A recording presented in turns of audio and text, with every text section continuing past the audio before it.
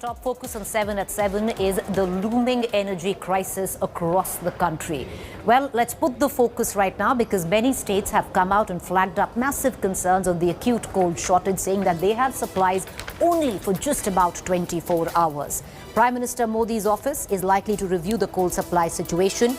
On Monday, Home Minister Amit Shah met the ministers in charge of the Coal and Power Ministry, Prahlad Joshi and R.K. Singh. He discussed the availability of coal to power plants and the current power demands. The meeting came in the wake of several states warning of possible blackout due to the shortage of coal supply to power plants. Earlier, Chief Minister of Delhi, Punjab, Andhra Pradesh, Karnataka, Uttar Pradesh had written to the Prime Minister flagging off the shortage. The Delhi Police Minister, Power Minister, Satyendra Jain warned of a possible blackout if coal supplies further were hampered.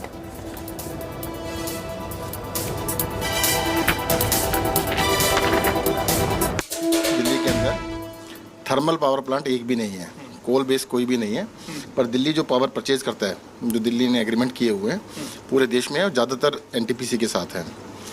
NTPC से जितने हमारे agreement है उसका आधी बिजली NTPC दे पा रहा है और ऐसा कभी नहीं हुआ कि सारे प्लांट्स एकदम से आधा कर दें। कभी होता था कि भाई किसी की प्रोडक्शन थोड़ी कम हो गई।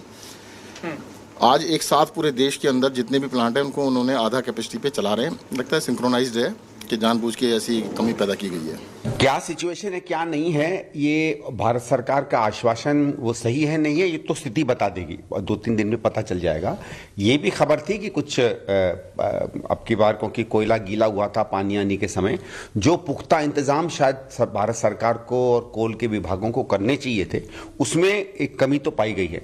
दूसरा ये भी है कि राज्य सरकारों की तरफ से भी देखिए ये हर साल स्थिति होती होगी, आपने भी अपने आप को उसके लिए तैयार क्यों नहीं करके रखा है, और जब स्थिति ऐसी आ जाती है कि सर के ऊपर से पानी बहता है जैसे दिल्ली में है, तभी क्यों सरकार जागती है। It's high time that the Minister for Coal comes up with a white paper on the stocks, coal stocks available in India as of now. It's a very serious matter concerning 130 crore population of this country. Unfortunately, BJP government is trying to conceal the truth and confuse and contradict themselves by giving very dubious statements. All right, viewers, let me just break it down in terms of what each state is saying about the looming energy crisis, and then we're going to break it down in terms of what the government's take is. In midst of all of this, Arvind Kejriwal has called the situation critical. He's written to the centre. He says that stocks for Delhi are only going to last for 2 to 3 days, and that is what has also been flagged off by the Delhi Power Minister. This is the situation in Delhi. Let's move on. Even in Kerala, the Chief Minister has raised a concern. The state is facing an acute shortage of 100 megawatts is what the Kerala Power Minister has to say. Let's take you now to Bihar. Supply has been affected everywhere, and that has been said by Nitish Kumar, the Chief Minister of Bihar. Punjab, entire country is facing an acute power crisis, flagged off to the centre by the new Chief Minister of Punjab. Karnataka, getting 10 racks of coal, have asked for 14 a day. Now, this is Bommai. He is a BJP Chief Minister in Karnataka. So even Chief Ministers of the BJP are flagging concerns of what seems like an impending energy crisis. I want to cut across to my colleague Mohit, who's standing by, who's going to give us more details on why is it, Mohit, that such an acute coal crisis is being faced by states across India. What's the reason? What's the reason that the government is giving, and what's the solution to it? Well, Preeti, it's not just one particular reason. It's a five-fold answer that, has come out of as a result of what we are witnessing, a shortage in terms of coal. Now, the first and foremost is the COVID wave.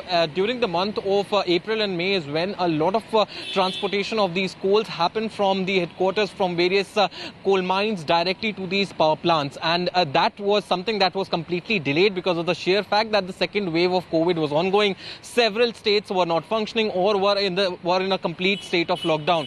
Secondly came in the monsoon, at which, the transportation of the coal, tends to get delayed a bit, and that's exactly something that happened.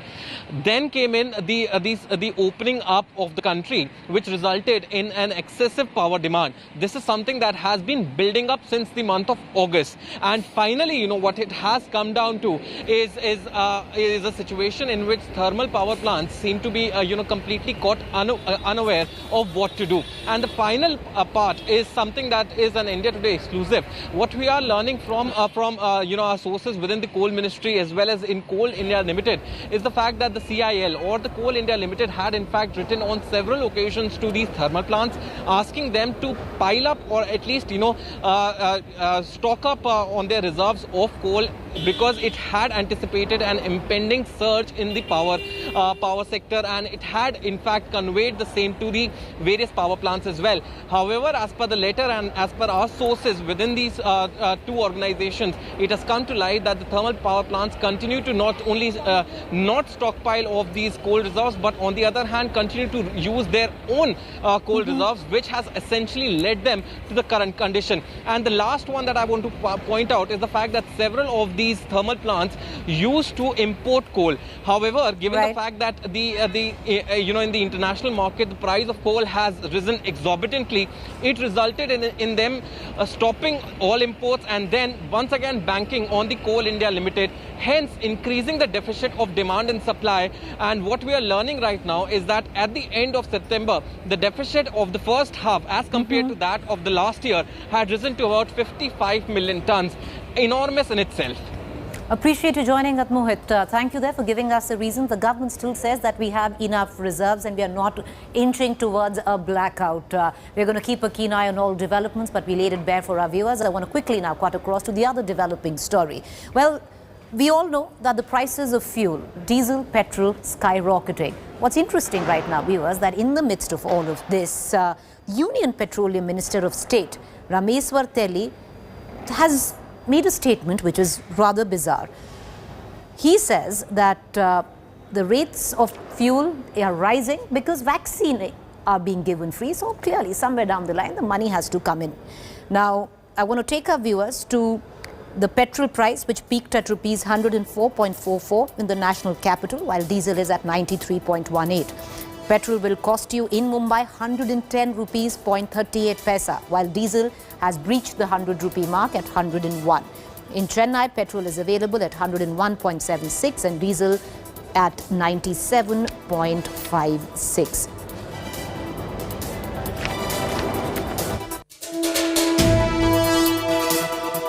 পেট্রোলৰ দাম বেছি নহয়, tax লগোৱা থাকে। আপোনালোক নিশ্চয় vaccine লৈছে, এই ভ্যাকচিনৰ পইচাবিলাক ক'ৰ পৰা আহিব? আপোনালোকতো দিয়া নাই ভ্যাকচিনৰ পইচা? নিশ্চয় এই ভ্যাকচিনৰ পইচাবিলাক তেনেধৰণে অহা। আজি আমি কৈছোঁ পানীহে দাম বেছি তেলতকৈ, মই কৈছোঁ ট্যাক্স লগোৱা আছে। All right, viewers, let's now get you the latest in the Aryan Khan drug probe. A pan-India probe is being conducted, is what the NCB says, but that's the latest.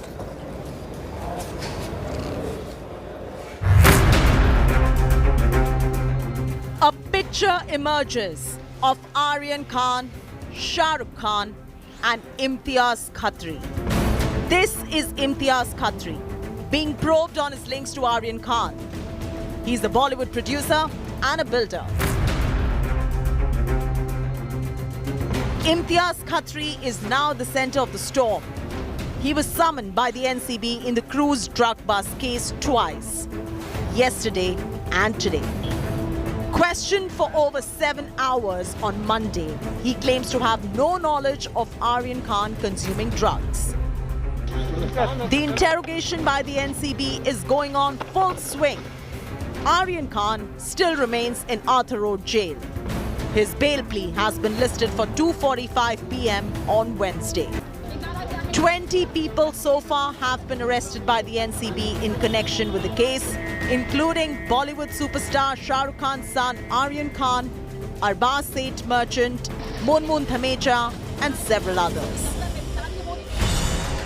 Charges against Aryan Khan, booked under the following sections of NDPS Act: Section 27 of NDPS Act, consumption of narcotics. Section 8C of the NDPS Act, procuring consumption of drugs. In his written statement, Aryan Khan has denied the purchase of drugs. The big question remains, will superstar Shah Rukh Khan's son Aryan Khan get bail, or will he continue to stay in Arthur Road jail? The jury is still out on that one. Bureau Report, India Today. Meanwhile, let's focus back to Delhi. A Pakistani terrorist was nabbed in Delhi. These are the details. Mohammad Ashraf, a Pakistani terrorist who had been living with multiple fake identities for over 15 years. Trained by ISI, recruited by Pakistan handlers to run sleeper cell and carry out terror strikes across the country. He is now arrested. AK-47 rifle, grenade and 2 pistols have been recovered from the Pakistani terrorist. With his arrest, the Delhi police foiled another terror plot ahead of the festive season. एक Pakistani national है जिसका नाम मोहम्मद अशरफ है, नरोवाल पाकिस्तान का रहने वाला है, Punjab district Punjab जो पाकिस्तान में है वहाँ का रहने वाला है। ये 2005 के आसपास 4-5 के आसपास इंडिया आया था via Bangladesh. We are here in Delhi's Ramesh Park area. Now this is where Mohammad Ashraf was arrested by Delhi Police Special Cell last night. During interrogation by the Delhi Police Special Cell, Ashraf has revealed sensational details. Ashraf infiltrated India via Bangladesh border. He got fake identity documents from Bihar. He travelled to several places including Ajmer, Jammu, Udham Singh Nagar and then to Ghaziabad. He married a woman from Ghaziabad but later separated. Mohammad Ashraf was being regularly briefed by his Pakistani handler, codenamed Nasir. He was provided with locations of the weapons from his handler. इसने हर तरह का काम किया है, जैसा एक sleeper cell की तरह किया है, जिसमें इसने कई बार सबवर्सिव एक्टिविटीज़ की हैं, टेररिस्ट एक्टिविटीज़ की हैं, कई बार कुछ एस्पेनेज के टास्किंग जब उसको हुई वो भी किए हैं। India Today also spoke to the owner of the house where Ashraf briefly stayed 15 years ago as a tenant. इन्होंने कहा कि मैं रमेश पार्क में काम करता हूँ लक्ष्मी नगर की तरफ, तो मुझे किराए पे कमरा चाहिए था, तो पापा ने इन्हें किराए पे कमरा वगैरह दिया था और उसके बाद इन्होंने थोड़ी मदद मांगी थी मेरे पास किसी चीज़ में डॉक्यूमेंट लगाना है, तो उसमें जो है मेरे को आधार कार्ड की ज़रूरत है, तो पापा ने वो दे दिया था। Mohammad Ashraf's arrest is indeed a big shot in the arm of the law enforcement agencies. More sinister details of Pakistani terror plot are likely to tumble out during his interrogation as he has been sent to 14-day police custody. With Shreya Chatterjee in Delhi, Bureau Report, India Today. All right, viewers, this is very big and very good news. The government has greenlit vaccination for children between 2 to 18. Covaxin it will be. India is finally getting a COVID vaccine for children. Bharat Biotech's Covaxin is recommended for emergency use approval in children between 2 and 18 years of age. The Subject Expert Committee on COVID-19 has submitted its recommendation to the Drugs Controller General of India for a final clearance. Bharat Biotech has completed Phase 2 and Phase 3 trials of Covaxin on kids below 18 in September and submitted the results early this month. The Made in India vaccine will be administered in 2 doses with a gap of 20 days between the first and second jab. But the emergency use authorization is subject to certain conditions. Bharat Biotech will continue its study as per the approved clinical trial protocol. It will have to provide the updated information, summary of product characteristics and fact sheet. The firm should submit safety data, including the data on side effects, every 15 days for the first 2 months. After 2 months, safety data must be submitted every month. While India gets its first vaccine for kids, global acceptance of indigenous vaccine is still awaited. The WHO is still to grant emergency use authorization to Covaxin. Bharat Biotech has submitted all the data required for the listing to the WHO, and approval is expected this month. We are in the process. So we are doing whatever the WHO wants it. We are fulfilling all the requirement. It's a process of the regulatory system. So we need to understand. And we both have, we have 6 vaccines are WHO pre-qualified. It's not that we don't know the field. Vaccination for all is what is the aim. So that is a very good thing that now we have got a vaccine approved for above 2 years of age. So what it can have the plus side is that you can send the children outside. In August, India had granted emergency use approval to Zycov-D's COVID-19 DNA vaccine for children between the age of 12 and 18.